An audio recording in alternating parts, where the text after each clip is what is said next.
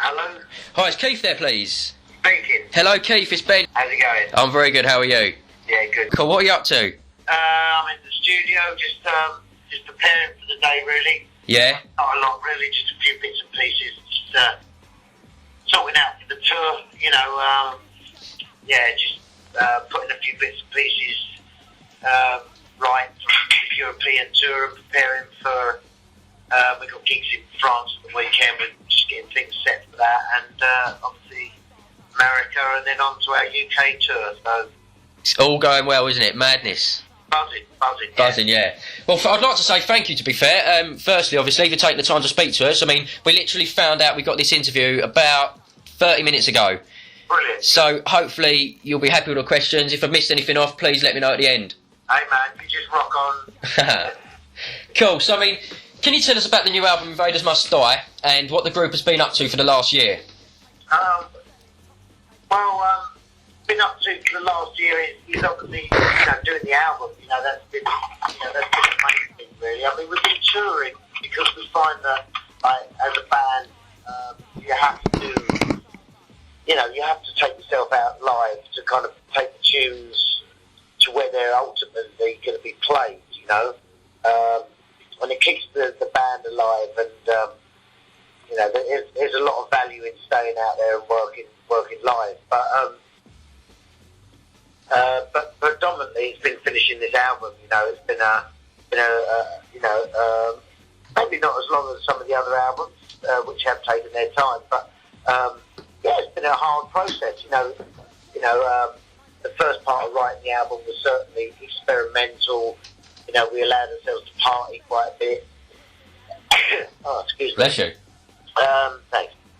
Party quite a bit, and then it's time to get serious. And the last year was getting all the ideas that we'd got together from the first studio, because we're still in the same building, but we moved to a smaller studio that was a bit more intense and a bit, it was less of a hangout. You couldn't really get, the 10 people in there hanging out that we had in there in the other studio. So, and I don't think people really realise how much hard work goes into writing an album. It's a fucking hard process, but we've been buzzing with it. Is there a lot of pressure involved, would you say? Like, have you got a deadline to meet, or do you just say, it's ready when it's ready? Well, when we first started writing the album, we didn't have a label. We'd left XL, and we hadn't signed to another label. So,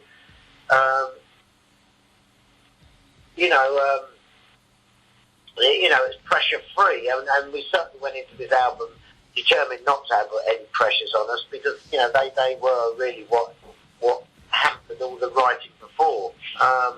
But then once we signed, I wouldn't say pressure, but the determination to give these guys a good album, and ourselves, we write for ourselves first, but to give these guys a good album, because Cooking Vinyl had been with us right from the start, you see, so they showed a lot of respect for the band.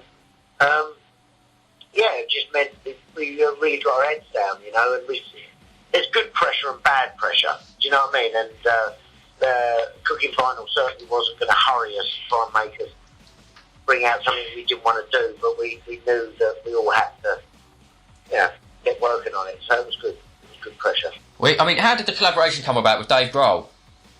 The collaboration was, to be honest, the thing with Dave Grohl is it's obviously going to be a talking point, because Dave's, is well respected, and, of course, but it was such a natural process. It was an email that went to Liam from Dave saying, hey, what's up?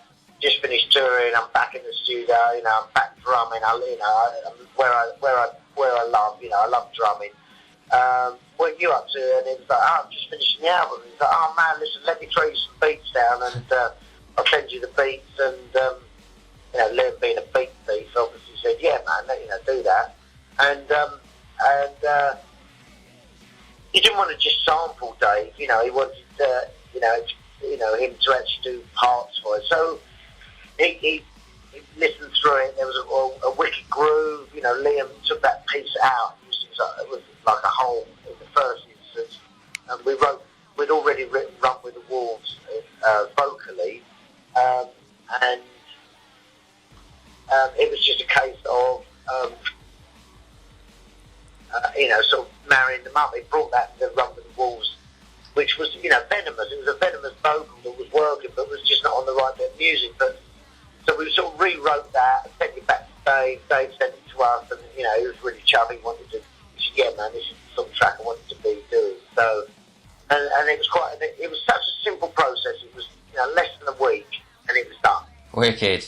Yeah. So, we're not really trying not to make, too much of it. It's not like big collaboration. He doesn't want it, we don't want it. It was just, it could have been any one of our friends that drummed, did a wicked part and brought a track alive, but it happens to be Dave, and it has weird fucking buzzing with it.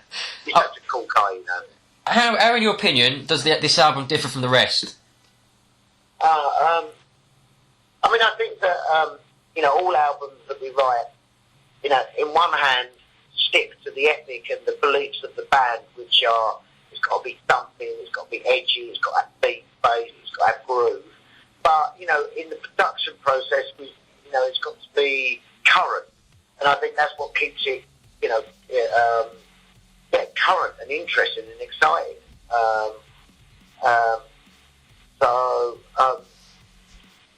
I don't think it does vastly differ from the others. I mean, I think the vocals have been pushed a little bit more, a bit more melodic, certainly, gone a slightly different direction, which has been really cool. There's obviously some references to the past, but, that's not a retro album.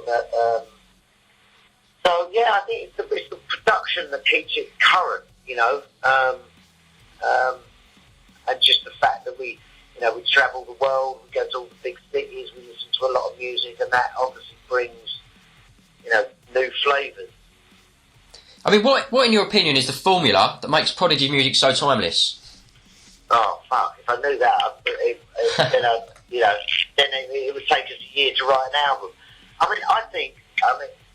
I don't know what the right answer to that is, because I really don't, because it's not a formula, but I think that, it's got to be real. It's got to be 100% what you want to do for yourself and the band, and not for writing for record companies or what you think might be good. Do you know what I mean? Not writing for trying to write radio hits, not trying to write to stay up with the masses. I think that makes you a short-lived pop act. I think that the fact that we're from the, literally truly from the rave scene, that's the real rave scene, not the one that turns into a joke. Yeah. It makes it, we're from something that was a true British youth culture. I think that's what gives us a sound, and we've got our own sound, and I think that's the key. I think that people I think that being able to take it live and present it live and bring what is a highly dynamic bit of music, give it another level when it goes live. I think that's also really key to the Prodigy and what they do. So that's the best way I can answer that. No, that's brilliant. I mean, because it must be quite amazing if you think about the fans that you've got, from the rave era to now, to the present day, Yeah, I mean, we're getting a lot of new blood at the front, Yeah, I mean, that, it's really cool to sort of feel like you're always, like, getting fresh blood and playing some people. But, and it's also nice to not feel like you're doing, like, a reunion tour or a retro tour and just playing to the same old faces. It's great to have the hardcore fans there, because without them, we would, would be nowhere, because, they're our fuel, But it's also nice to excite new faces and see people getting into the band for the first time. I've heard you're headlining Global this year. Yeah, that's right, yeah. What other festivals are you playing at?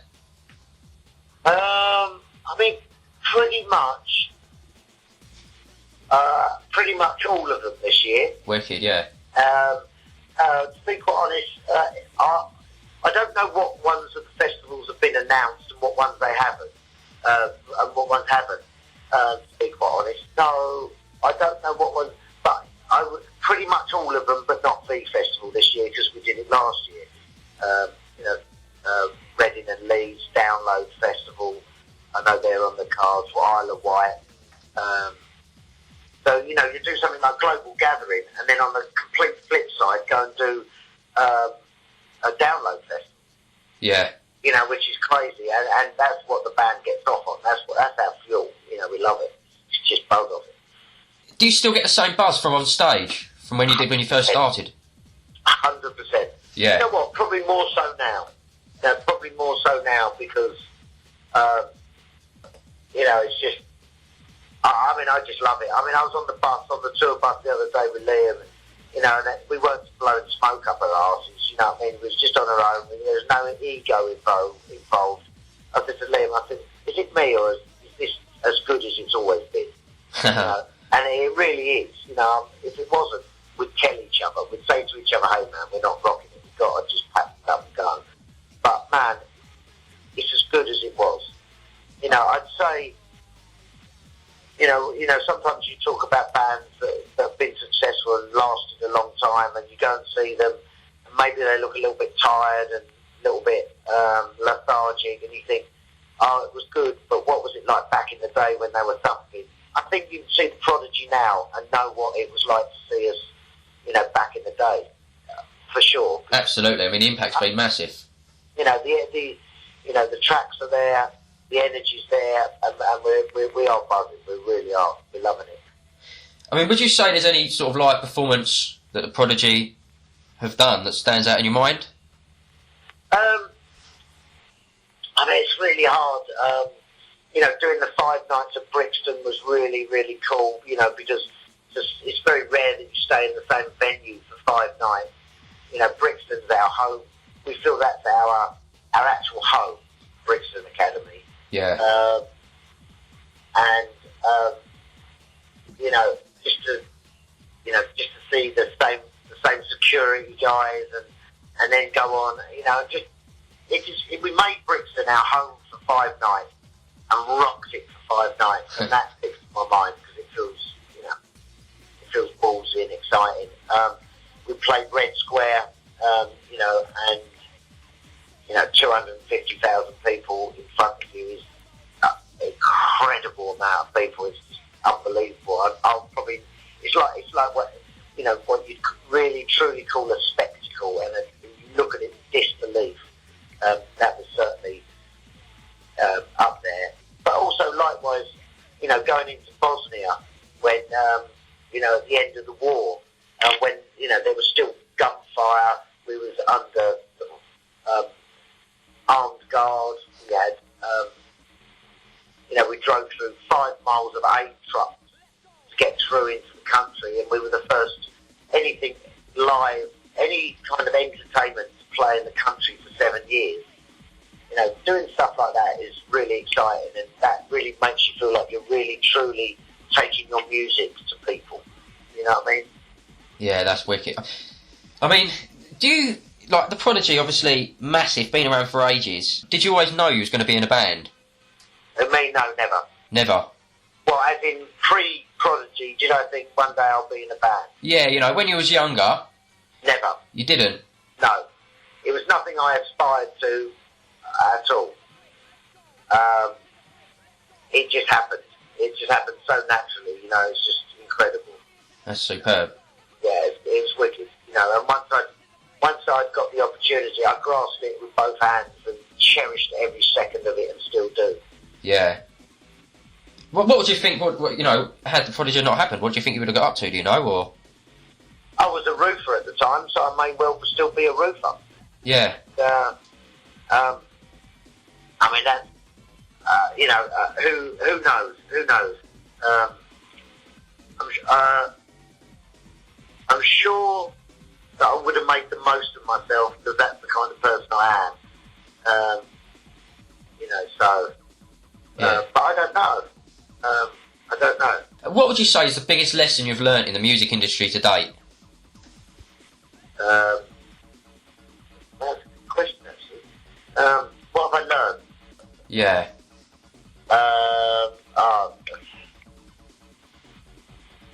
That it's fucking tough. And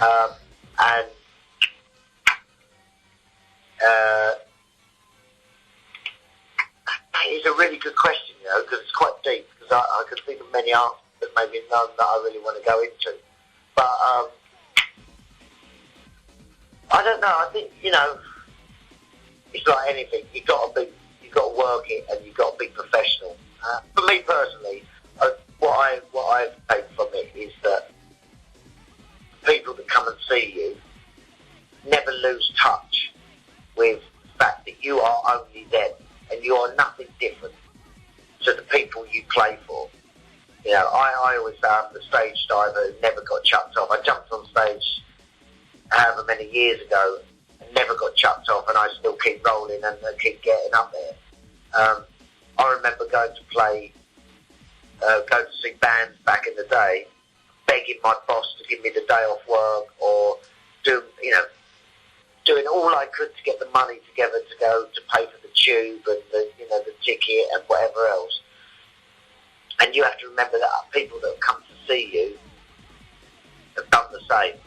So you have to give 110% at every show, as if it's the most special show. Every show has to be the most special show you've ever done.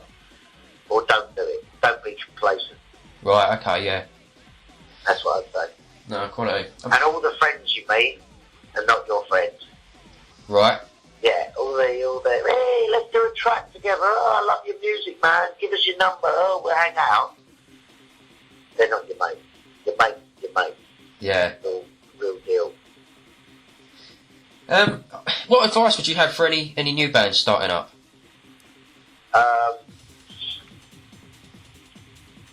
Be as real as you can. Be as real as you can. And believe that you're the best band in the world. Yeah. Every time you go out to play, believe you're the best band in the world, and you're the only band that matters. Play and perform like that. Is there anyone breaking through on the scene that excites you at the moment? Is there anyone that... Sorry, is there anyone breaking through on the scene that excites you at the moment? Oh, fuck. Not that I can think of, no. I must admit, I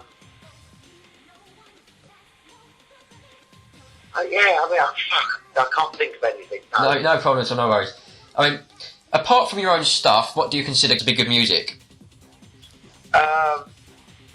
Well, so what bands am I into? Yeah, kind of. If you had a choice. Do you know what I was listening to Rage Against the Machine, and I have to keep rolling them out the bag. I mean, I must admit, I listen from anything from reggae, old ska, punk, psychobilly, sort of a rock, like American rock, but not Nickelback or shit like that. Right, yeah. Rage, System of a Down, Deftones, that kind of them sort of bands. I'm into Block Party, and then I listen to sort of a lot of dance music. I mean, I've given up sort of drinking drugs and stuff, and I don't do anything like that at all now. But when I was partying, I'd always have dance music on, quite varied bag really. I suppose I was really into Dizzy's album last year. I thought that was really rocking. I liked the new Block Party album. I thought that was really rocking. Yeah, man, there's good stuff about. There we go. Getting back to your albums, which are you most proud of? Chasing Status as well. I think they're fucking banging.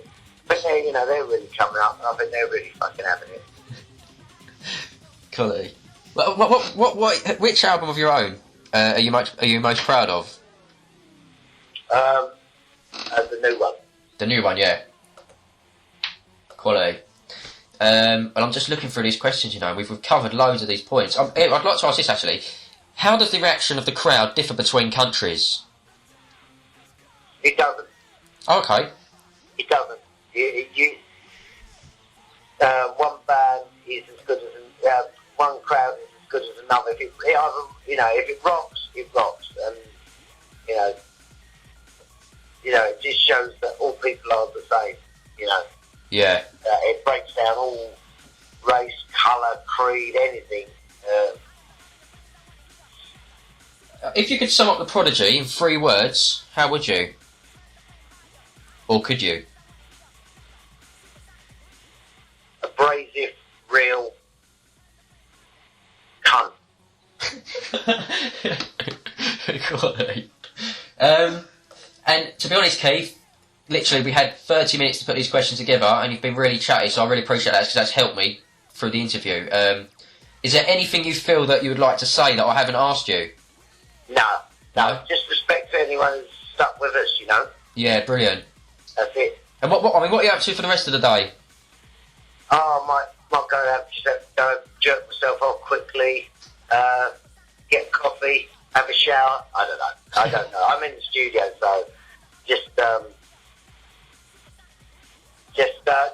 we're just getting, as I said earlier, we're just getting stuff done for the upcoming tour. So it's kind of just going over, working on a few of the tracks. A few of the tracks need that shortening and some links and some bits and pieces for the for the tour that's coming up. So just work really. Well, that's superb. I can't thank you enough for this. And all the best, really. Nice one, man. Thank you. Take care. Ta-da. Bye-bye.